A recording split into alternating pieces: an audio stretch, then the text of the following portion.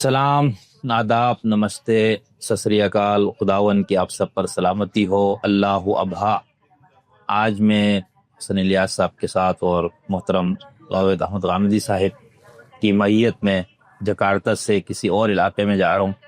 اس علاقے کے نام حسن صاحب نے 2 بار بتایا، مجھے یاد نہیں رہا، تو ہم انشاءاللہ ساری معلومات انہیں سے لیں گے۔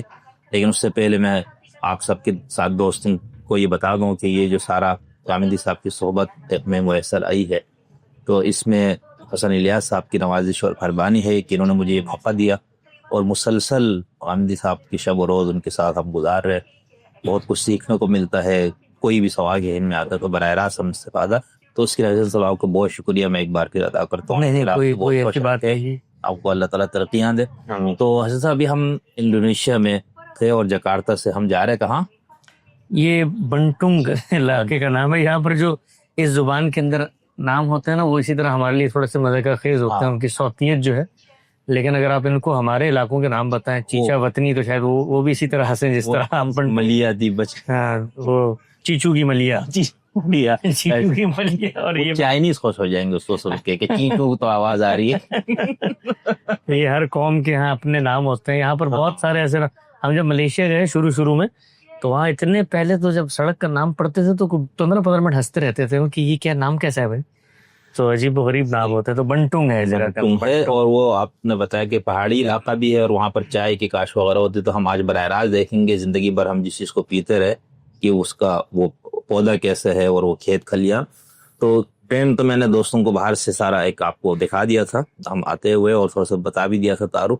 تو حسن صاحب ایک تو یہ بتائیں نا کہ آپ ملائیشیا میں بھی اتنا عرصہ رہے، 10 سال، اور پہلی بار آپ کو انڈونیشیا، تو ایک تو تھوڑا سا جیسے ہی آپ انڈونیشیا، آپ کا پہلا تاثر کیا تھا؟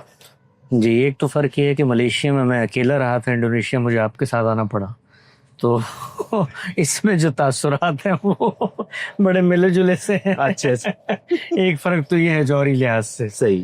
دوسرا جو تصور تھا ذہن میں، ظاہری بات اب تو وہ یوٹیوب پہ چیزیں وغیرہ آ جاتی ہیں، اس سے آپ کو اندازہ ہو جاتا ہے نا کہ کیسے ہیں وہ مالک، وہ کہ ویلاگز آ رہے ہوتے ہیں۔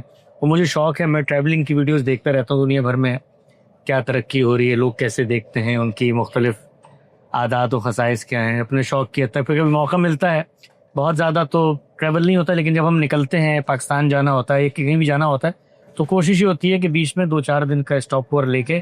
یہ انہوں نے ہمیں کچھ دیا ہے، کوئی ناشتہ شریف ہے کچھ؟ جی چلیے کو رکھ لیتے ہیں آپ، دیکھنے میں بہت خوبصورت لگ رہی ہے، دیکھو۔ اور اس کے اندر میں نے کہا ذرا یہ بھی دکھا دیتا ہے کہ کوئی چیز، کوئی بسکٹ شسکٹ ٹائپ کوئی ہے، اور پانی کی ایک بوتل ہے۔ تو حسن صاحب، ہاں جی، تو یہ ہو گیا، تو اندازہ ہوتا تھا کہ یعنی یہ جو ساؤتھ ایسٹ ایشیا یا فار ایسٹ کا ریجن ہے جی، اس کے اندر بڑے پیمانے پر ڈیولپمنٹ ہوئی ہے۔ ہم خود جب پاکستان میں بچے تھے اس وقت سنتے تھے کہ ملیشیا جو ہے وہ بہت ترقی کر رہا ہے، اور ملیشیا کے اندر سڑکیں بڑی بنی ہیں، جامعات، یونیورسٹیز بڑی بنی ہیں، جو ویڈیوز وغیرہ آتی تھی۔ پھر جب ملیشیا گئے تو وہاں جا کر اندازہ ہوا کہ مطلب خاص طور پہ پاکستان کے پس منظر سے آپ جاتے ہیں نا، تو آپ کے لیے بالکل نئی دنیا ہوتی ہے، جو کبھی ہم لوگوں نے اپنے ماحول و معاشرت میں تصورات بھی نہیں کیے ہوتے۔ اس طرح کی صفائی سامنے آتی ہے، نظم و نسق سامنے آتا ہے، قانون کی پابندی سامنے آتی ہے، لوگوں کی ایک اخلاقی تربیت نظر آتی ہے۔ آپ نے خود بھی دیکھا ہوگا پچھلے کچھ عرصے میں، ملیشیا میں بھی آپ ساتھ تھے۔ ہاں بہت زیادہ۔ تو ملیشیا تو بہت زیادہ نہیں، دنیا کے ترقی یافتہ ترین ممالک میں اس کا شمار ہوتا ہے۔ ابھی وہ G20 میں بھی جا رہا ہے، دنیا کی جو 20 بڑی اکانومیز ہیں۔ اور وہاں پر ماڈل تھا ایک مہاتیر کا، جو ڈیولپمنٹ شروع ہوئی وہ 1988 میں، کہتے ہیں کہ انہوں نے پورا ماسٹر پلان بنایا ملیشیا کا۔ میری خود جب مہاتیر سے ملاقات ہوئی تو اس میں ان سے میں نے کافی ساری چیزیں پوچھی بھی تھیں، کیونکہ جب ملاقات ہوئی وہاں کے وزیر اعظم تھے، انہیں وہ وزیر اعظم کے عہدے سے سبکدوش ہو چکے تھے وہ، اور اس کے باوجود وہ جو گورنمنٹ کی بہت ساری کارپوریشنز ہیں اس کے وہ تاحیات چیئرمین ہیں۔ تو وہ گورنمنٹ کے الگ ہونے کے باوجود بھی وہاں پر سمجھے ایک طرح کے ایکٹنگ وزیر اعظم ہی تھے، اس لیے کہ جو وزرائے اعظم ہوتے تھے، جو جتنی بڑی کارپوریشنز ہیں، پیٹروناس وہاں کی، یہ پروٹون، اور یہ جتنی کمپنیاں ہیں گاڑیوں کی، یہ سب کے وہ کارپوریشنز کے چیئرمین تھے۔ اس طرح وہاں پہ جو مذہبی باڈیز بنی ہوئی تھی وہ اس کو بھی ہیڈ کرتے تھے۔ اچھا، تو جب آپ ان کے ملاقات ہوئی تو انہوں نے بتایا کہ کس طریقے سے یہ ڈیولپمنٹ کا عمل انہوں نے کیا، اور اس میں ایک چیز جو شاید آپ کی دلچسپی کی بھی ہو اور سامعین کی بھی دلچسپی کی ہو، ظاہری بات ہے اس طرح کی معلومات تو لوگوں کو ہر جگہ سے مل جاتی ہے، میری دلچسپی یہ تھی کہ جو ملک کے جو بنیادی مسائل ہمارے یہاں ہیں، جیسے سول ملٹری کشمکش ہے یا مذہب اور ریاست کی کشمکش ہے، تو اس پہ ان کا یہ تھا کہ مذہب اور ریاست کی کشمکش وہاں پر بھی ابتدا میں تھی. اچھا. بلکہ وہ انہوں نے مجھے اپنا واقعہ بتایا مہاتیر نے کہ جب وہ چھوٹے تھے تو ان کی کسی دادی وغیرہ کا انتقال ہوا گاؤں میں، یہ پہلے دیہات میں رہتے تھے. صحیح. تو وہاں جب انتقال ہوا تو وہاں کے جو لوکل علماء تھے ان کا فتویٰ یہ تھا کہ میت ایمبولینس پہ نہیں جائے گی.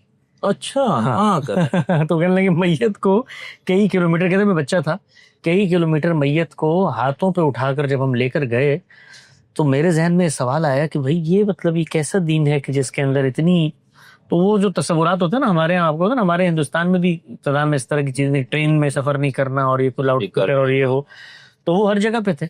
اچھا میں اس کو ایک اور ٹی وی والا تو ہماری زندگی، ٹی وی والا ہماری زندگی میں تھا، میں اس کو ایک اور زاویے سے بھی دیکھتا ہوں. وہ صرف یہ نہیں ہے کہ اس میں مذہبیات بھی ہوتا ہے، وہ اصل میں مغرب نے چونکہ دنیا بھر میں الغار کی تھی نا استعمار، تو استعمار کی جانب سے جو بھی چیز، اور اس مغرب اور استعمار کے اندر مہذب فاتح شامل ہے یا نہیں یہ نہیں میں جب کہا تھا نا مہذب فاتح، تو وہ مہذب ان طاقت کے بعد جب وہ تہذیب آئی تھی، فنون حسن صاحب سے دوستی کا کر دیا نا، تو نہیں وہ جب ان میں تہذیب آ گئی تھی اس لحاظ سے مہذب کا تھا، ورنہ تو طاقت. ویسے وہاں یہاں پر بھی جب انہوں نے حکومت کی ہے تو یہ میں آپ سے عرض کرتا ہوں کہ وہ بڑے مہذب انداز میں کی تھی. آپ اگر موازنہ کریں نا پرتگیزیوں کا، فرانسیسیوں کا اور جاپانیوں کا بنسبت ان لوگوں کے، تو یہ ملیشیا پہ ان کا قبضہ ہو گیا، پورے فار ایسٹ پہ قبضہ ہو گیا، یہ برما، یہ آگے. اور یہاں کس کو قبضہ تھا؟ انگریز تھے، انگریزی تھے یہاں پہ، اور سری لنکا، کمبوڈیا، ہر جگہ کالونیلزم تھا. تو یہاں پر جب ان کا قبضہ ہوا تو انہوں نے، کیونکہ میں یہ کہتا ہوں کہ نسبتاً باقیوں کی نسبت کافی مہذب تھے، تو انہوں نے یہاں کے جو سلاطین تھے ان کو نہیں چھیڑا.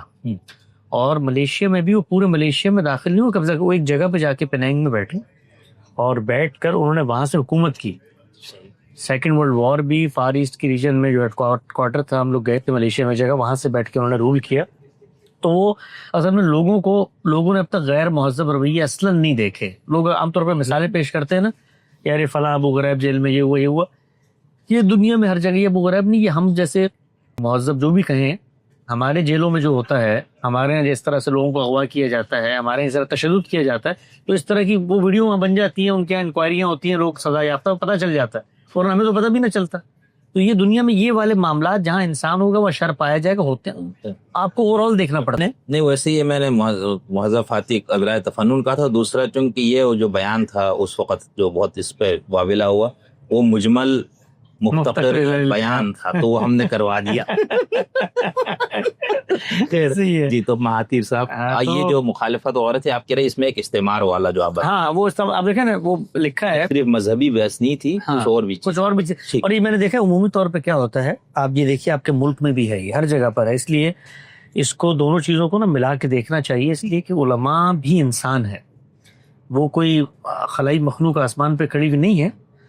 اگر جو خلائی مخلوق سے ان کے بڑے اچھے روابط اور تعلقات ہوتے ہیں ملک کے اندر، لیکن وہ کوئی آسمان پہ کھڑی ہوئی مخلوق نہیں ہے. تو یہ جو اب سوشلسٹ بھی ہے نا، نظریہ تو ان کے ہاں پیور فارم میں کہیں پایا جاتا ہوگا، لیکن خارج کے اندر جو امکانات ہیں وہ اثر انداز ہوتا ہے. ایسا نہیں ہوتا کہ انسان خلا میں جیے.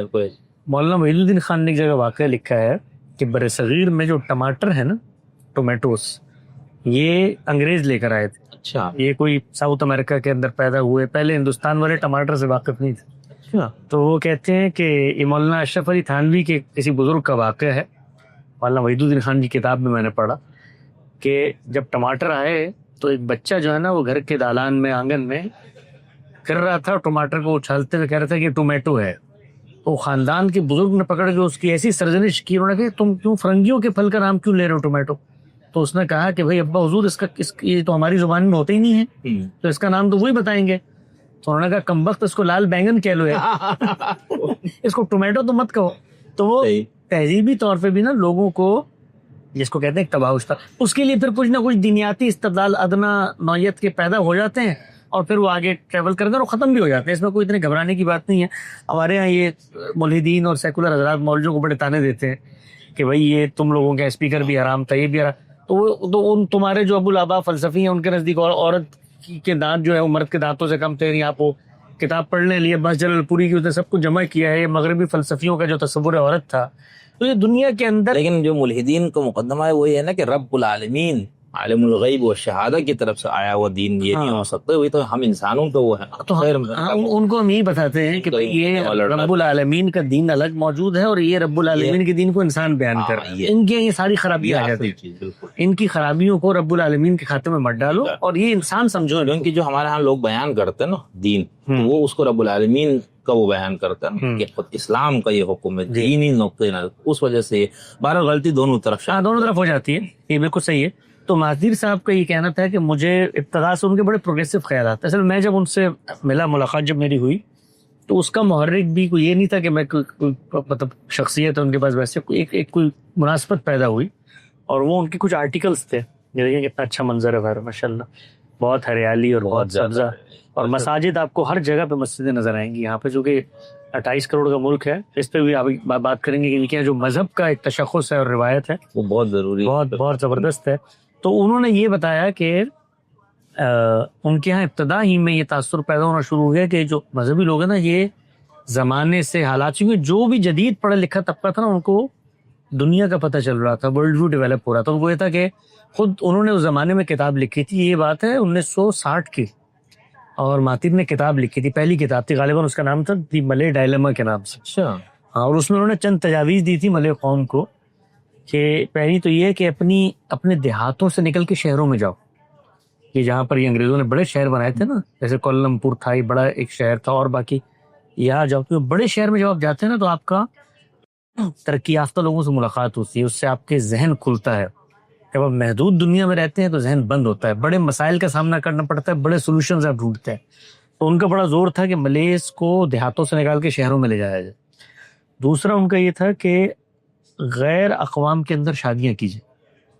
اچھا ہاں، اس سے جو ہے ایک تو یہ ہے کہ جو آپ کا انزائمز کا تحرک ہے، ڈی این ایس کا ایکسچینج ہوگا، اس سے آپ کی ذکاوت بھی بڑھے گی، اور خود جو قومی خصائص ہیں اور طاقت ہے، مادی طاقت ہے، جسمانی طاقت ہے، یہ اختلاط سے بڑھے گی. ملے نسل کا اختلاط ہوگا تو اس کے اندر تبدیلیاں آئیں گی. آپ کو پتہ ہے یہ جو شمال مغربی ہند کی ہم اقوام ہے، اس پہ کچھ اسٹڈیز بھی ہیں، میرا یہ موضوع نہیں ہے، لیکن وہ اس میں ایک بڑی وجہ وہ کہتے ہیں کہ ان کا اتنے بڑے پیمانے پر اختلاط ہوا ہے کہ ان کے اندر قوموں کے اختلاط سے جو ذکاوت پیدا ہوئی ہے، جو خصائص پیدا ہوئے ہیں، وہ باقی اقوام میں کم ہیں. تو اس پس منظر میں ان کی بھی یہ تجویز تھی. تو بارگاہ علماء کے بارے میں ان کا یہ نقطہ نظر تھا کہ جو مذہبی معاملات، انہوں نے کچھ آرٹیکلز لکھے تھے جس پر انہوں نے بتایا تھا کہ جو احادیث کے اندر اطلاقی احکامات آتے ہیں جن کو کانٹیکسٹ سے کاٹ کر ہمارے یہاں اس سے ایک پورا لا برآمد کیا جاتا ہے. تو انہوں نے ایک as a administrator, as a منتظم کے یہ بتایا تھا کہ جو انڈیویجول رپورٹنگز ہیں اس سے جب آپ ایک کمپریہنسو لا ڈرائیو کرتے ہیں تو اس سے کتنی خرابیاں پیدا ہوتی. یہ ایک کامن لے مین کی انڈرسٹینڈنگ میں انہوں نے بتایا. تو پھر وہ میں نے ان سے رابطہ کیا، انہوں نے مجھے ملنے بلایا، تو کافی تفصیلی ہماری ان سے ملاقات رہی، 2.5-3 گھنٹے پہلی ملاقات تھی. تو اس میں پھر انہوں نے بتایا کہ مجھے پھر میرے ذہن میں ورلڈ ویو بنتا چلا گیا کہ بھائی علماء جو ہیں ان کو اسٹیٹ اسٹرکچر میں منظم کرنے کی ضرورت ہے. اگر آپ ان کو اس طریقے سے آزاد رکھیں گے تو نہ ان کی انرجی چینلائز ہوں گی اور نہ یہ جو کنزرویٹو خیالات ہیں ان سے ملک پروگریس کر سکتا ہے. تو ملیشیا کا ماڈل بہت زبردست ہے علماء کے بارے میں. وہاں پر جو علماء ہیں، ایک تو یہ کہ سب ایک ہی مسلک کے ماننے والے ہیں، شوافے ہیں، اگرچہ وہ نہ بھی ہوں تب بھی اتنا فرق نہیں پڑتا. وہاں پر اور بھی مذہبی رجحانات موجود ہیں، ڈاکٹر فضل الرحمان صاحب کے رجحانات موجود ہیں، ان کی شاگرد یونیورسٹیز میں ڈومینیٹ کر رہے ہیں، ان کی فکر کے اوپر تحقیقات ہوتی ہیں، سب کچھ. لیکن اس کے نتیجے میں علماء کو نا ایک انرجی کو چینلائز کرنے کی جگہ ملی. مسجدوں کو اسٹیٹ نے ان کی ذمہ داریاں اسٹیٹ نے اٹھائیں. اب ملیشیا میں آپ نے نمازیں پڑھی ہوں گی ہمارے ساتھ، ایک عالم جب چلتا ہوا آتا ہے نماز پڑھانے کے لیے تو اس کی اس بود و باش سے اس کی وجاہت، اس کے وقار، معاشرے میں اس کی عزت تکریم سب کی غمازی ہو رہی ہوتی. یعنی اتنا خوبصورت وہ لباس پہنے گا، اتنی اچھی گاڑی کے اندر وہ آئے گا، اس کو رہائشی سفری سہولیات دی ہوئی ہوں گی، اور وہ اسٹیٹ کا ملازم ہے اور اتنی عزت دیتی ہے اسٹیٹ وہاں پہ علماء کو، آپ تصور نہیں کر سکتے. یعنی یہ نہیں ہے کہ اسٹیٹ نے محض یہ کہا ہوا ہے کہ جی یہ جس طرح ہمارے نا 25,000 روپے بھی انہوں نے لگا دیے، وہی آپ مولوی کو دے دیں اور ایک لسٹ پکڑا دی. نہیں، وہ ان کو اپنی ملت، اپنی تہذیب کا حصہ سمجھ کر ان کی تکریم کرتے ہیں اور ان کو یہ سمجھتے ہیں کہ یہ ان کا منصب اور مقام ہے. اور علماء پر بھی یہ واضح ہے کہ ہم کوئی اسٹیٹ کے بادشاہ نہیں ہیں، مالک نہیں ہیں. ہمارا ایک دینیاتی رول ہے اور وہ ریاست کے نظم کے اندر ہے، اور ریاست کا سربراہ وہاں کا بادشاہ ہے یا وہاں کی حکومت ہے. تو ہم نے ان کی اطاعت میں ریاست کے ریپرزینٹیٹیو کی حیثیت سے لوگوں سے خطاب کرا. آپ دیکھیں اس سے جو فرق واقع ہوتا ہے وہ اتنا بڑا اور گہرا نفسیاتی فرق ہے. پاکستان میں جب آپ جمعہ پڑھنے جاتے ہیں تو آپ کے سامنے جو مولوی صاحب بیٹھا ہوتا ہے وہ اسٹیٹ کے مقابلے میں کھڑے ہو کے گفتگو کر رہا ہوتا ہے. دیکھیں وہ جب مخاطب کرتا ہے سب سے پہلے DSP کو مخاطب کرتا ہے کہ تم یہاں پر کھڑے ہو، لاؤڈ اسپیکر تمہاری یہ تمہارا وہ کرتے کرتے ہو. پھر وہ تو اس سے جو نفسیات بنتی ہے وہ یہ بنتی ہے کہ مذہبی طبقہ اور ریاستی مقابلے میں کھڑے ہوئے. یہاں پر مذہبی طبقہ ریاست کے تحت ہے لیکن پوری عزت و تقریم توقیر و حشمت کے ساتھ. تو پھر بیان کے اس میں آزادی نہیں ہوگی نا پھر آپ کو. نہیں، بیان میں بھی انہوں نے کیا کیا ہے کہ علماء کے لیے جمعے کا جو ممبر ہے دو کام کیے ہیں. ایک تو یہ کیا ہے کہ جمعے کے ممبر کو کسی ایک عالم کی مسند اور جاگیر نہیں بننے دیا. ٹھیک ہے. روٹیشن ہوتی ہے. ایک بڑا عالم ہے، اس نے ایک جمعہ یہاں پڑھایا، اگلا جمعہ وہاں پڑھائے گا. ایک شہر کے اندر ایک روٹیشن بنائے گی. اور دوسرا یہ ہے کہ ایک گائیڈ لائن دیتے ہیں. وہ ایسا بھی نہیں ہے کہ بالکل لکھی ہوئی تقریریں ہاتھ میں پکڑا دی، نہیں. اچھا. ایک ادارہ ہے جاکم کے نام سے، اس کی سربراہی بھی علماء کے سپرد ہے. ایسا نہیں کہ اس میں کوئی بیوروکریٹ بیٹھے ہوئے. اور وہ سارے ہم جب یہاں تھے ہم ان سے ملتے تھے، سارے انڈیا پاکستان کے مدارس کے پڑھے ہوئے علماء ہیں. دیوبندی علماء تھے، ندوہ کے علماء تھے، اور وہ ان موضوعات کا انتخاب کرتے تھے جو موضوعات سوسائٹی میں زیر بحث آنے چاہیے. علمی اختلافات کی تو ویسے اصلاً گنجائش ایک ہی فقہ کے ماننے والے تو وہ ہے نہیں. دوسرا جمعے کا پلیٹ فارم اس مقصد کے لیے نہیں ہے. اس کے لیے انہوں نے کیا کیا ہوا کہ ہر مسجد میں، کوئی ملیشیا کی مجھے بڑی مسجد ایسی نہیں ملی جس کی بیسمنٹس میں باقاعدہ کلاس رومز نہ ہو، ہالز نہ بنے ہوئے ہوں. وہاں کلاسز ہوتی ہیں، وہاں وہ فقہ بھی پڑھاتے ہیں، وہاں وہ ساری چیز تعلیم و تربیت جمعے کے ممبر پہ نہیں ہوتی. جمعے کے ممبر پہ متعین موضوعات ہیں جو خود علماء کی کمیٹی تجویز کرتی ہے، اور اس پہ آپ کو ایک گنجائش ہوتی ہے گفتگو کرنے کی. ایسا نہیں کہ آپ رٹا لگا کے اس کو پڑھ رہے ہیں. تو اس سے جو ہے سوسائٹی کے اندر آپ دیکھیں اور وحدت اتنی خوبصورتی. ہم 9-10 سال رہے وہاں. اب میں جس شہر میں تھا آپ کو وہاں لے کر بھی گیا جو شاہ عالم کا شہر ہے، اس کی زیارت ہمیں نصیب ہوئی. وہاں پر ہمارے حسن صاحب رہے، اور اس مسجد کو بھی ہم نے زیارت کی جہاں پر حسن صاحب. وہاں پر ویڈیو بنانی چاہیے تھی، بڑی بہت ہی شاندار. مجھے تو دنیا میں نے جتنی مساجد دیکھی ہیں ان میں شاید وہ سب سے حسین اور شاندار مسجد ہے. کل موقع ملا تو وہ مسجد بھی میرے نوافذ سیاحت میں سے ایک نافذ ہے یہ. اب انشاءاللہ یہ دور کریں گے. ہاں، دوبارہ آپ آئیں وہاں شاہ عالم میں تو آپ کو تو وہ مسجدیں. اچھا، اسٹیٹ نے جو مسجدیں بنائی ہیں اتنی، ایک تو ہوتا نا آپ کا بجٹ ہے تو آپ نے محض رسمیات کے طور پہ پوری جوش و خروش اور دل سے اور اپنی پہچان، اپنی تہذیب کی شناخت کے طور پہ بنائی. یہ جیسے آپ کو یورپ میں کلیسا نظر آتے تھے نا، ایک چرچ نظر آتے ہیں، اسی شکوہ کے ساتھ مسجدیں تعمیر کی گئی ہیں. اور مسجدیں صرف تعمیر نہیں کی گئی، ان کا انتظام و انصرام، ان کی مینٹیننس، اس پہ بلینز آف بلینز لگاتے ہیں. وہ اتنی بڑی بڑی مساجد جو ہیں ان کو مینٹین کرنا آسان نہیں ہے. تو ان مساجد میں جب آپ جاتے ہیں تو جو ایک وابستگی کا احساس پیدا ہوتا ہے، وارفتگی کا احساس. اور پورے شہر میں، مطلب شاہ عالم کا شہر تھا، 1 یا 2 جمعے ہوتے ہیں تو سمجھے پورا شہر جمع ہوا ہوتا ہے وہاں پہ. اور بادشاہ سلامت خود وہاں پہ آتے ہیں. صحیح.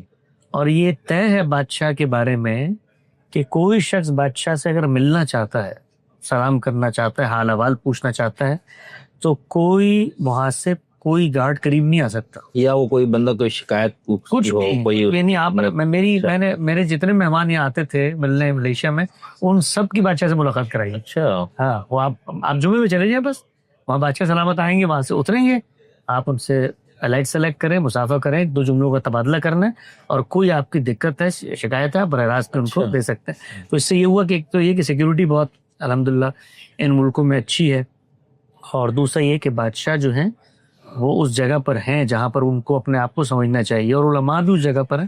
تو مہاتیر صاحب نے ان تمام پہلوؤں کو یکجا کیا پھر اسٹیٹ میں، اور انہوں نے ایسی کونسلز بنائی جس میں علماء کی انرجی چینلائز ہو. اور علماء کا نا ایک مسلم سوسائٹی کے اندر، تہذیب کے اندر، کوئی، میں نے ایک دفعہ اس پہ تھوڑا بہت کام کیا تھا، کوئی 30-40 کے قریب شعبے ہیں جس میں آپ ان کی انرجیز کو یوٹیلائز کر سکتے ہیں.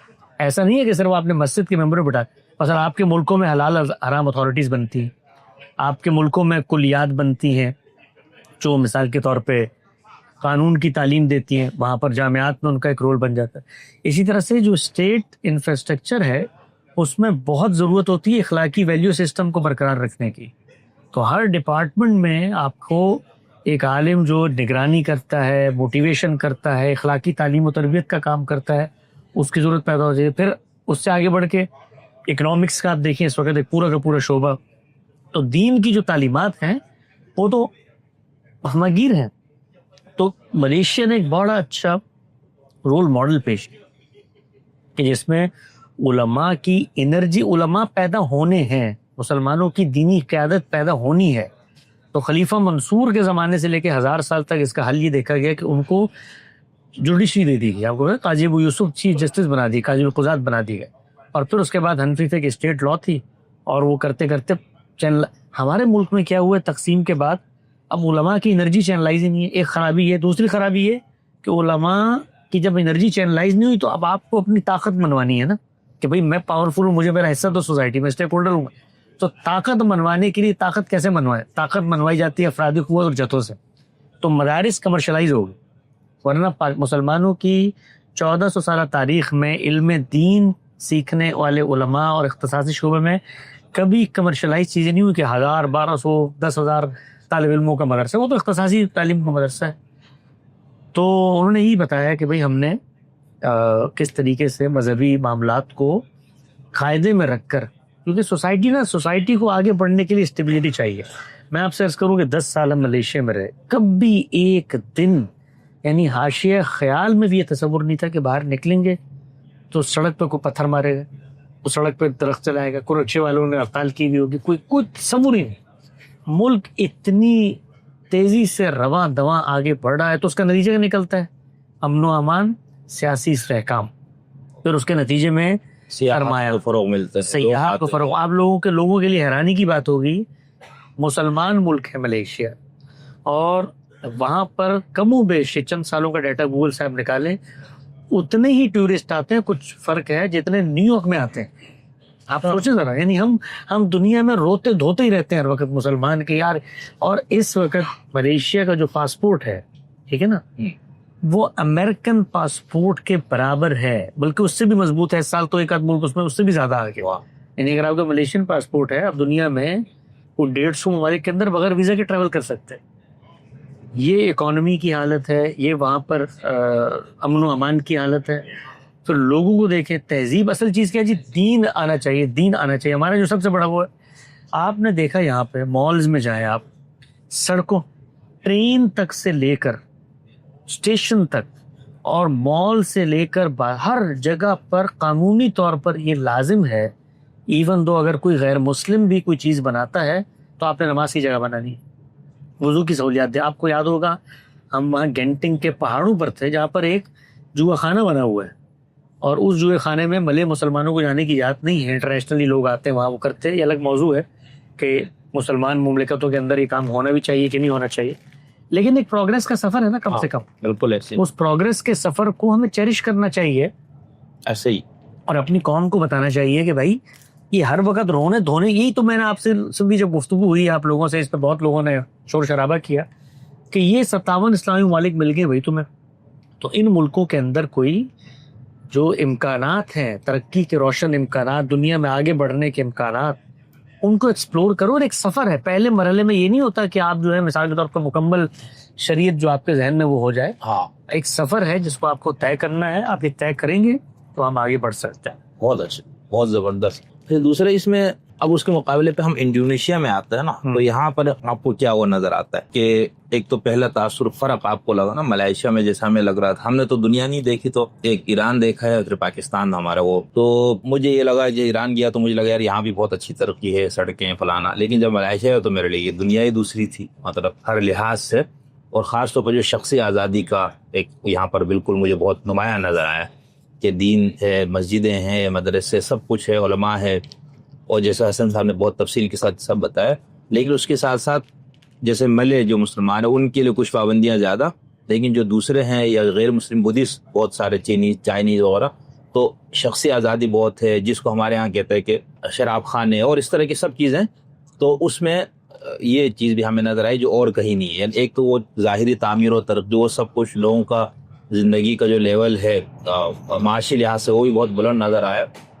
تو جب ہم ادھر سے آتے ہیں انڈونیشیا میں، تو یہ بھی اسی پٹی کا ہے، ٹھیک ہے. وہ وہاں سے یہاں پر 2 گھنٹے کا سفر تھا ہمارے لیے، یعنی کراچی سے اسلام آباد کا سفر تھا تقریباً. تو اس میں اس ملک کے اندر آپ کو پہلا تاثر، آپ کبھی آئے نہیں تھے، پہلے کیا نقشہ بنا ہوا تھا ایئرپورٹ پہ اتر کے کیا بنا، پھر آپ میرا تاثر یہ ہے کہ جب ہم ملیشیا کا جائزہ لیتے تھے نا، یا جب ہم گئے ملیشیا میں، تو ملیشیا وہ سفر طے کر چکا تھا جو آپ کے یہ کر رہے ہیں، جو یہ سفر اس نے ابھی اس کے مڈل میں ہے، ایک طرح سے آپ یہ کیسے مڈل میں ہے. اصل میں ہوتا کیا ہے کہ جو ترقی پذیر ممالک ہیں نا، ان کو بتدریج ڈیولپ کیا جاتا ہے، کیونکہ یہاں پر آلریڈی ایسا نہیں ہے کہ جنگلات تھے، یہاں ڈیولپمنٹ ہوئی بھی ہوتی ہے. اس ڈیولپمنٹ کی اپ گریڈیشن کا سفر ہوتا ہے. صحیح. تو اس سفر میں ٹائم لگتا ہے، ٹھیک.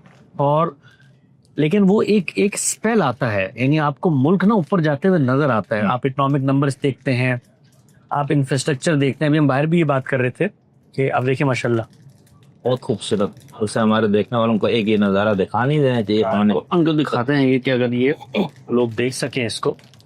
یہ پہاڑی علاقے ہیں باہر جس کی طرف ہم جا رہے ہیں.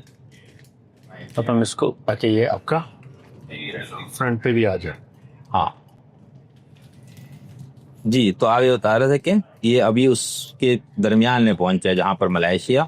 اور یہاں پہ جو بڑے تاجر ہیں، اکانومی کے ماہر ہیں. رات بھی ایک صاحب آئے ہوئے تھے، آپ میرے تھے یونائٹڈ نیشن کے، وہ اکانومی کے ماہر تھے. انہوں نے بتایا کہ ان کی اصل میں جو گرد و پیش کے ممالک ہوتے ہیں نا، اصل میں ترقی ان کے ساتھ تعلقات کے توازن سے استوار ہوتی ہے.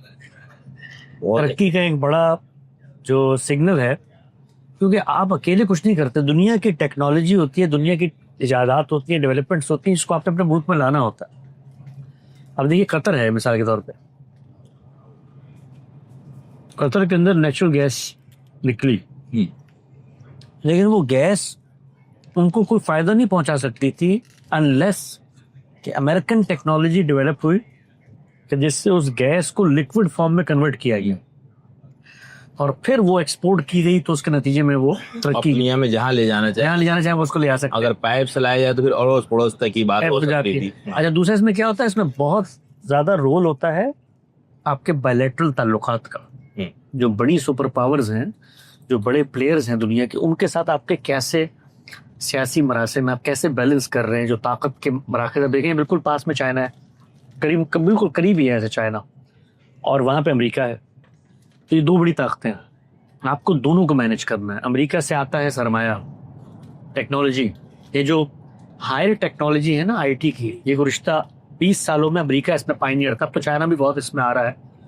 امریکہ میں آپ کو پتا ہے پوری دنیا کا برین وہ کر کے وہاں پر لے جاتے تھے، H1 ویزا اور یہ ساری کمپیوٹر سے لے کے ہر چیز. اور اس کے بعد میں سر ہمارا حسن الیاس صاحب بھی وہی ایجاد ہوئی ہیں. لیکن امریکی، آپ کو حیرانی ہوگی، آپ مجھے بار بار انڈونیشیا پہ لاتے ہیں، میں کبھی چائنا، کبھی امریکہ، کبھی واپس چھپا رہے آپ، مجھے لگ رہا ہے واپس آتا ہوں. امریکہ میں جب آپ جاتے ہیں، آپ سفر کر رہے تھے، چھوٹی سی 4 منزلہ کمپنی نظر آتی ہے. آپ اس کے بارے میں معلومات کریں تو آپ حیران ہو جائیں گے کہ یار اتنی سی کمپنی ہے، اس کا جو کل ریونیو ہے وہ کوئی $10 بلین ہے. اتنی بڑی. تو کیسے بھائی دنیا کے ہر ملک میں جو کمپیوٹر کے اندر سافٹ ویئر چل رہا ہوگا وہ اس کمپنی کا ہو. تو ان کی کامیابی اور ترقی یہ کہ انہوں نے سب چیزوں کو دنیا بھر تک ایکسیسیبل بنا دیا، پہنچا دیا. تو اب ان کے رہینے منت ہوتی ہے دنیا اس طرح کے معاملات پہ. اور یہ ٹیکنالوجی کا معاملہ یہ ہے کہ اس سے یہ نہیں ہوتی کہ آپ ریورس انجینئرنگ کر کے ڈپلیکیٹ کر لیں. اس میں مجھے پچھلے دنوں ایک میری ملاقات ہوئی جو یہ ایئر کرافٹس بنانے والی کمپنی ہے، اس کے ایک ماہر سے. تو انہوں نے کہا کہ اس میں ایک اتنا سا پرزہ ہے، چند سوتر کا پرزہ ہے. وہ پرزہ آپ دیکھ کر کہیں گے یار یہ تو میں گجرانوالہ میں جا کے خراتی سے بھی بنوا لوں گا کہ اتنا سا پرزہ اس میں کیا ہے بھائی، کوئی ٹیکنالوجی. لیکن وہ کہتے ہیں وہ امریکہ کی 200 سالہ ترقی کا آغاز ہے وہ اتنا سا پرزہ، اور وہ 4000 ڈگری سینٹی گریڈ پہ بھی ایک بال کے برابر بھی اس میں کمی زیادتی نہیں ہوتی. تو وہ جو کیمیکل کمبینیشنز ہیں وہ صدیوں کے تعاملات اور ترقی سے وہ برآمد ہوتے ہیں.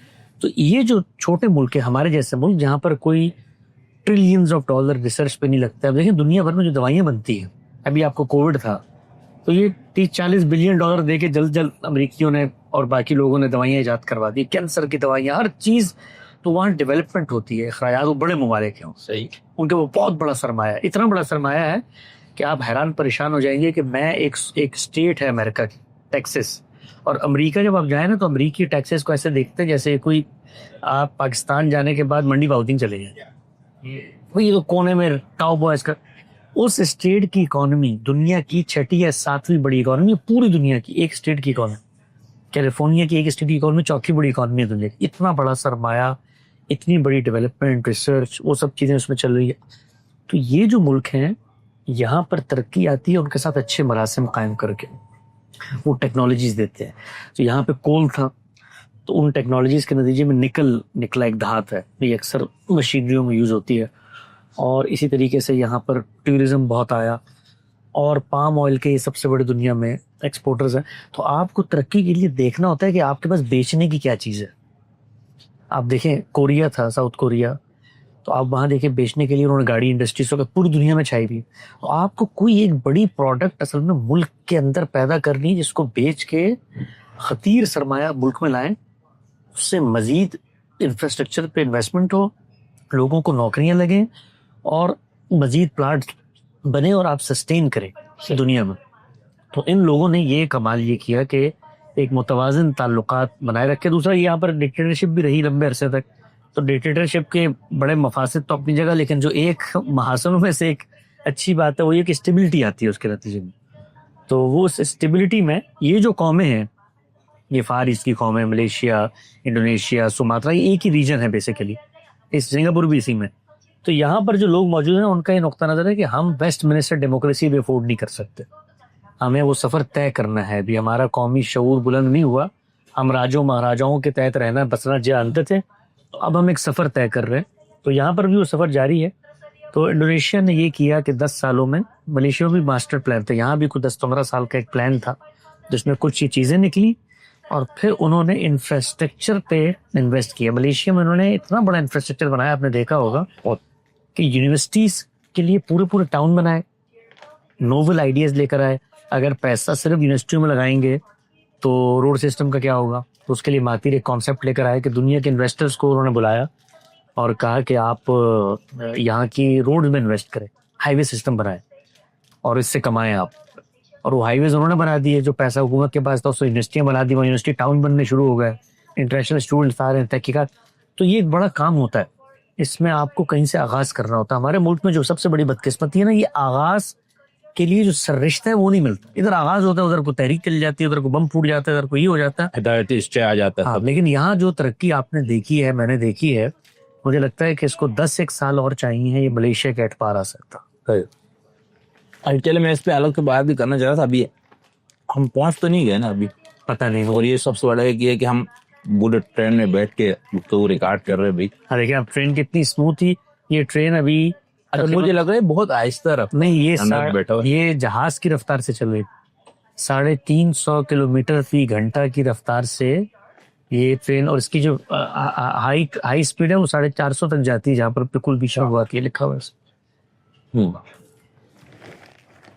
اچھا, یہ انڈونیشیا کے بارے میں آپ کی جو معلومات ہے نا, اس میں اسٹیٹ اور اس کا تعلق کیا ہے مذہب کا انڈونیشیا میں, ملائیشیا کا تو ہمیں بہت اچھے سے بیان کیا, اور یہاں پر وہ بادشاہت وغیرہ اس کا کوئی سسٹم یہاں پر موجود ہے یا نہیں, یہ بتائیں. یہاں پر نہیں ہے بادشاہت کا سسٹم موجود. اس کو ختم کیسے کیا وہ, اسی طرح جس طرح نہرو وغیرہ نے کیا, فوری ایک یہاں پر ملیشیا میں 13 اسٹیٹس تھی, بڑی بڑی اسٹیٹ تھی, زمین کے خطے ہیں اور وہ جڑے ہوئے ہیں آپس میں. صرف ایک حصہ ہے ملیشیا کا جو ایسٹ ملیشیا کا ہے, اس میں آپ کو جہاز میں جانا پڑتا. سمندر کے جب بنگلہ دیش نہیں تھا ویسے ہے وہ. تو ملیشیا میں یہ تھا کہ ہر اسٹیٹ کا ایک بادشاہ تھا, جب بیسیکلی راجا مہاراجا جو وہاں کے ہوتے ہیں وہ تھے, تو وہ 13 تھے. 13 ہی اسٹیٹس میں بٹا ہوا تھا اور 13 بادشاہ تھے وہاں پہ. انہی بادشاہوں کے سپرد اقتدار کیا. انگریزوں نے جاتے ہوئے دستور میں لکھوایا کہ بادشاہت کا خاتمہ نہیں ہوگا, بادشاہ کسٹوڈین ہے کلچر کا, ریلیجن کا اور اسٹیبلٹی کا. وہ بادشاہ مل کے ایک نیا بادشاہ 5 سال کے لیے مرکزی طور پر. یہاں پر یہ نہیں ہوا. یہاں 17,000 جزائر ہیں. ملیشیا انڈونیشیا 17,000 جزیروں پر مشتمل ہے. تو یہاں پر اس طریقے کا جو سسٹم تھا نا باقاعدہ بادشاہتوں کا, وہ تھا ہی نہیں. تو اس لیے ان کو اس کو ریپلیس کرنے میں کوئی جب آزادی دی ہے یہاں پہ تو پھر یہاں کانسٹیٹیوشنل ہسٹری ہے، لیکن فوج مضبوط تھی، سیکنڈ ورلڈ وار میں کافی فوجی یہاں کے لڑے، تو اس کے نتیجے میں جی وہ بات کٹ گئی تھی بیچ میں۔ اچھا صاحب، بات کرنے سے پہلے میں ذرا اپنا جکارتے ہوئی شکل بنا لوں اب ہو گیا شمس الدین حسن شکری جکارتے ہوئی۔ جی حسن صاحب، آپ یہاں کا آپ کو یہاں کی مناسبت محسوس ہو رہی ہے؟ یہاں پہ حال الیہ ملتا ہے؟ حال الیہ ہمارا بالکل ایسے ہی۔ اچھا، ہمارے گاؤں میں ہمارے تو بہت زیادہ نہیں ہے، لیکن ہمارے ہاں بہت سے ایسے لوگ لڑکے لڑکیوں میں جن کا بالکل آپ کو یہ لگے گا ہاں کہ وہ اسی اسٹائل کے، اسی ریجن۔ آپ لوگوں کی داڑھی بھی وہاں پہ غالباً، داڑیاں تو ایسے بہت کم ہوتی ہے۔ ہمیں کسی زمانے میں کسی مسجد میں تھا تو داڑھی مخراج کی بیماری تھی مجھے، تو وہاں کی نماز میں کوئی نہیں تو داڑھی یہ کاٹتے خلاف، تو وہ ہمارے مسجد کے متولی بہت بوڑھے تھے، اللہ ان کی مغفرت، تو انہوں نے ان کو کہا نہیں یہ بلتی لوگ ان کی داڑیاں ویسی نہیں ہوتی، تو بعد میں مجھے کہہ رہے مجھے پتہ ہے آپ کو مخراج کی بیماری ہے، لیکن میں نے ان کو یہ بتایا کہ بھئی یہ بلتی ان کی داڑھی ایسی ہوتی ہے، تو خیر ایک لیکن اس میں لطیفہ تو ہو گیا، مجھے تاریخ معلوم ہو گئی کہ آپ کا گمراہی جو ہے وہ ابتدا امام مسجد ہونے کے وقت سے موجود تھی۔ گمراہی جو ہے اس سے پہلے تھی گمراہی کے اجراسی وغیرہ سارا، تو خیر تو آپ یہاں میں آخری جو سوال کیا تھا ہاں وہ یہ میں عرض کر رہا تھا کہ چونکہ جزائر تھے بہت بڑی تعداد میں، جتنی میری معلومات ہے، میں کو یہاں کی انڈونیشین ہسٹری کا ایکسپرٹ نہیں ہوں، لے مین کی حیثیت سے دیکھتا رہا کہ یہاں وہاں فرق کیا تھا، تو وہ یہی فرق تھا کہ یہاں پر اس طریقے کی باقاعدہ بادشاہتیں قائم ہی نہیں تھیں، تو جس کے بعد پھر جب وہ انگریز گئے ہیں تو یہاں پر ایک کانسٹیٹیوشنل، پہلے تو وہی انہوں نے مقرر کیے جو ہوتے ہیں ان کے لارڈز یا وائس رائز، اور پھر انہوں نے کانسٹیٹیوشن بنایا۔ کانسٹیٹیوشن بھی کئی پروسیس سے اس وقت کرنٹ جو اسٹیٹس معلومات کی میں نے وہ یہ ہے کہ یہ سیکولر آئین ہے، اور اس آئین میں باقاعدہ طور پر اگرچہ آبادی 86% مسلمانوں کی ہے اور 10% کوئی کہتے ہیں یہاں پر غیر مسلم موجود ہیں، چائنیز موجود ہیں اور بدھسٹ موجود ہیں، وہ تعداد ہے، لیکن اتنی بڑی آبادی 29 کروڑ 28 کروڑ 38 کروڑ کی آبادی ہے، تو اب دیکھیں اب دستور سیکولر آپ اس کو نام دیتے ہیں، ہم تو سیکولرزم کا نام نہیں دیتے، لیکن قومی ریاستوں کے اندر جو کہ سب قومی ریاستیں ہیں، جی ملیشیا بھی قومی ریاست کے اصول پہ ہوئی، یہ بھی پاکستان بھی سب قومی ریاستیں ہیں، یعنی مختلف قومیتوں کے مختلف مذاہب کے لوگ، ان میں اکثریت ظاہری بات ہے ایک مذہب کی ہے وہ یکجا ہو جاتی ہے، لیکن جب وہ موجود ہیں تو اسٹیٹ ان سب کی ریپرزینٹیٹیو ہے، اسٹیٹ ان سب کا تحفظ کرتی ہے۔ آپ نے کل دیکھا ہوگا جو سب سے بڑی کیا خوبصورت منظر ہے، کل جو آپ نے دیکھا ہوگا سب سے بڑی جو مسجد تھی ان کی، اس کے سامنے گرجا بنا ہوا تھا اور دونوں اسٹیٹ اس کو مینٹین کر رہی تھی، بالکل، تو شہریوں کو تحفظ کا احساس ہوتا ہے۔ بلکہ میں یہ بات کہنے والا تھا جو آپ نے کہا نا کہ 85% مسلمان، تو باقی بدھسٹ اور کرسچنز اور کچھ ہندوؤں کو ملا کے، تو اس کے باوجود وہ جگہ جو آپ نے مختصر سے زیارت کرائی، انشاءاللہ بھی اس پہ بھی کریں گے، وہاں ٹائم ملا اور یہ تو وہاں کی چھوٹی سی ویڈیو بنائیں گے، تو وہ دیکھ کے مجھے یہ ہوا نا کہ 50% مسلمان، یہاں کا سارا کچھ اس طرح، لیکن چلو ریاست جو بھی ہے، اسٹیٹ سیکولر ہے جو بھی، لیکن معاشرے کے لوگوں میں بھی یہ رواداری ہے نا، معاشرے کے لوگوں میں انڈیا میں جیسے آج کل کہا جاتا ہے نا کہ سب سے بڑی دنیا کی سیکولر جمہوریت، لیکن وہاں پر کہا یہ جاتا ہے، لوگ یہ بتاتے ہیں، میں اس پہ بہت زیادہ اتنا حجت ہونے کے باوجود بھی میں شک کا وہ رکھتا ہوں یہاں پر، تو وہاں پر بتایا جاتا ہے نا کہ یہ ہونے کے بعد اندر جو ہے اقلیتوں کے ساتھ کچھ مسائل ہو، تو یہاں پر معاشرے نے بھی اس کو وہ نہیں کیا، معاشرے نے قبول، ان کے یہاں بھی تشدد کا یا نہ ایسا نہیں، قبول نہ کرنے کو رجحان۔ مجھے جو ایک چیز سمجھ میں آتی ہے نا وہ یہ کہ یہاں پر دین تہذیب کا حصہ بنا ہے، صحیح، دین کو تہذیب کا حصہ بنانا اور دین کو ریاست اور قانون کے ذریعے سے نافذ کرنا، اس میں زمین آسمان کا فرق ہے۔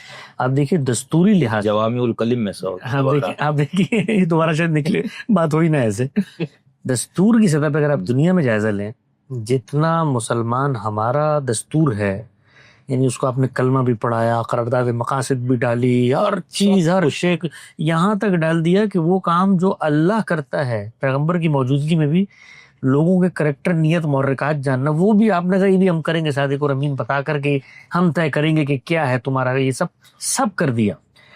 پھر ادارے بنائے، اسلامی نظریاتی کونسل بنائی جو لوگوں پہ گستاخیوں کے فتوے دے رہی ہے ماشاءاللہ سے، جب یہ کام کرو گے تو یہ نتیجہ نکلے گا۔ فیڈرل شریعت کوڈ بنائی، قرآن بورڈ بنایا، یہ کیا، وہ پورے ملک کے اندر آپ نے اوپر سے لا کے مذہب کا کھول چڑھا دیا۔ اندر کیا صورتحال ہے؟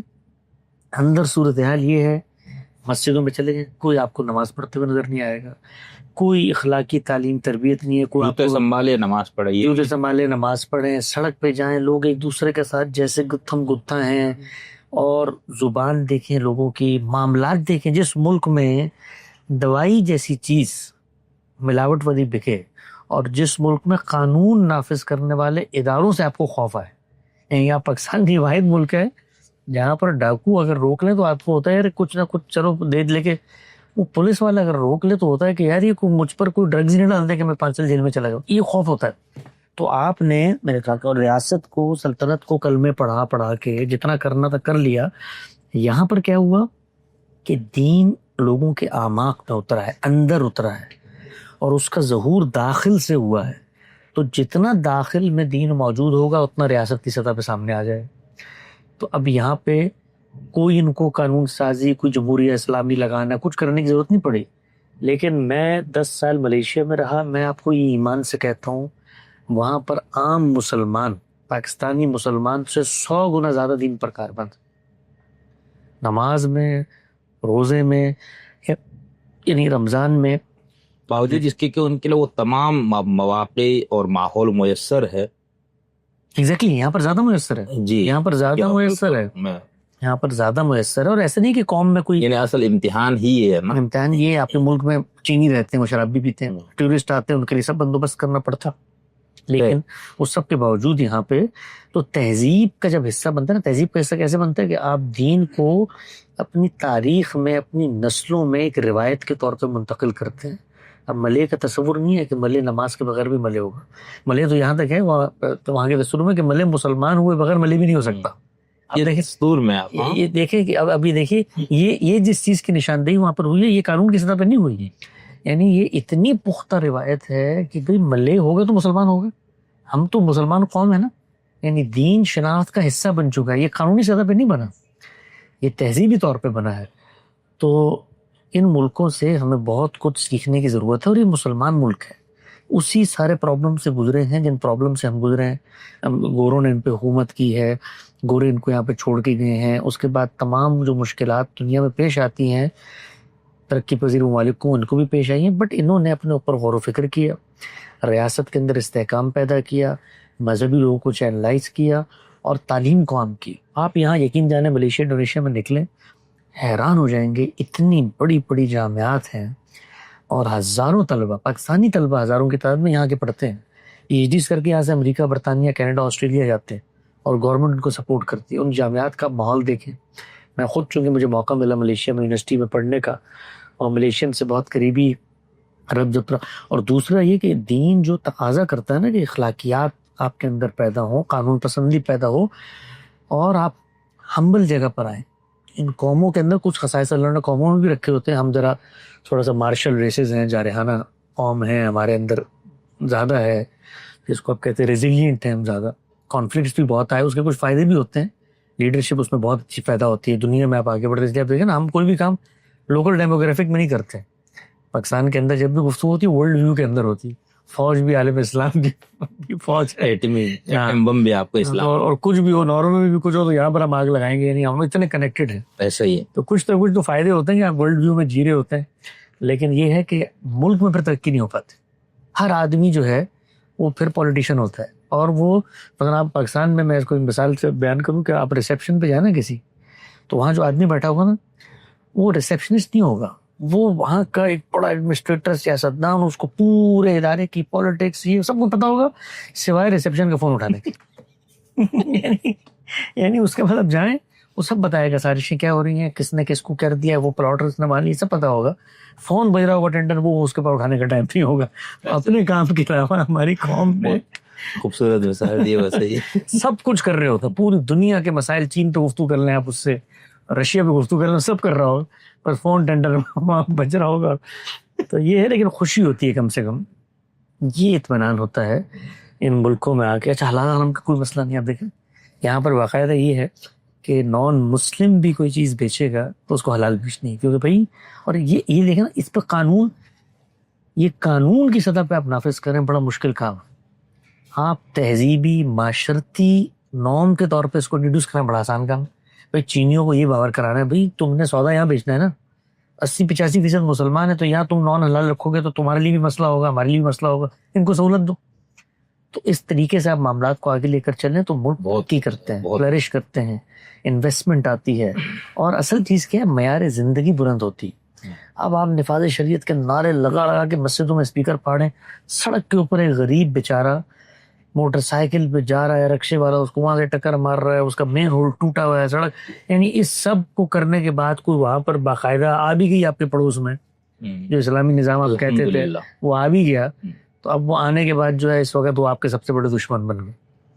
کیوں؟ کیونکہ نہ عوام کو تعلیم دی، نہ ان کا شعور بلند ہوا. تو اب وہ جو انٹرنیشنل سازشیں ہوں گی وہ وہاں پر آئیں گی اور اس کے نتیجے میں آپ متاثر ہوں گے. بہت تو ان ملکوں میں پاکستانیوں کو آنا چاہیے، بالکل دیکھنا چاہیے. بالکل. اور یہاں پر میں نے سنا کہ انڈونیشیا میں بہت زیادہ مذہبی اسلام پسند تنظیمیں ہیں اور بڑا اس طرح کام بھی. جی یہاں پر کچھ جس کو آپ کہتے ہیں سخت گیر مذہبیت بھی در آئی تھی. مولانا سید ابو الحسن مودودی علیہ رحمہ کی جو دین کی سیاسی فکر ہے اس کے اثرات ہر جگہ پہ ہوئے. تو انڈونیشیا ملیشیا میں بھی ہوئے. یہاں پہ باقاعدہ ایک جماعت اسلامی کے نام سے جماعت ہے، اور آپ کو یاد ہوگا بالی کے اندر بڑے دھماکے بھی کیے تھے انہوں نے، ابو بکر سیاف، جن پر پھر فرد جرم بھی عائد کی گئی. تو مذہبی جو ہمارا علم ہے نا اس کے اندر مسائل ہیں، اس کے اندر بعض تعبیرات کے مسائل ہیں. وہ تعبیرات کے مسائل کو جیسے ہی سیاسی سپورٹ کہیں سے ملتی ہے تو وہ پھر معاشرے میں فساد پیدا کرنا. یہاں بھی ہیں پاکٹس کے اندر، ایسا نہیں کہ یہاں نہیں ہے، وہ علم کا مسئلہ ہے. وہ جب تک وہاں حل نہیں ہوگا وہ اس کے پہ برگوبار آتا. لیکن اوور آل اسٹیٹ نے، ہمارے یہاں اسٹیٹ کمزور ہے. اسٹیٹ جب یہ تعبیرات کی موجودگی میں بھی کنٹرول کرنے پہ آتی ہے تو آپ نے دیکھا طریقے لبیک کیسے کنٹرول کیا، کنٹرول ہو جاتے ہیں، مسائل رہتے ہیں. بس وہ من حرامی تو حجتاں ڈیر والا مسئلہ بھی ہے. ایک منٹ ذرا میں حسن الیاس صاحب سے بھی، غامدی صاحب سے بھی انشاءاللہ استفادہ کے سلسلہ رہے گا. میں دکھانا چاہ رہا ہوں یہاں کی ہریالی اور یہاں ہو جائے. Assalamualaikum mau berdoa di nomor go. Pursuit penduk station ikya bilang ngoretek sekarang atas potensial.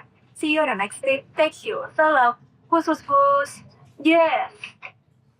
اور اس طرف دونوں طرف دیکھیں بہت زیادہ ماشاءاللہ سے حسن. یہ مزید ہے پتہ نہیں اور perhatian pintu yang گھر وغیرہ بھی اچھے لگ رہا ہے.